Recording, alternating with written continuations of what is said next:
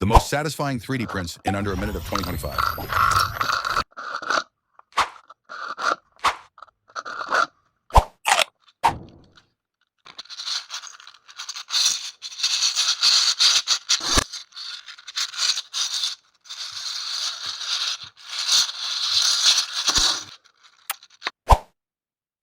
Six, seven on a Merry Christmas, 6, 7 on a Merry Christmas, 6, 7 on a Merry Christmas, skibbity New Year, 6, 7 on